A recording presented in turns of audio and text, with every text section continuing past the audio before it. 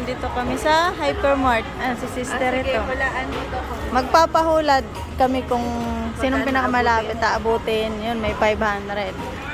500. May 500, Pwede di ba? sa May akin. 500, di ba? Ay, may 500 yung mananalo. May 500 yung mananalo kung sinong pinakamalapit kung magkano yung ating na grocery. Tapos na agad yun? Nonoy, magkano hula mo? 5,000. Wait lang, kumukuha pa si Jeff.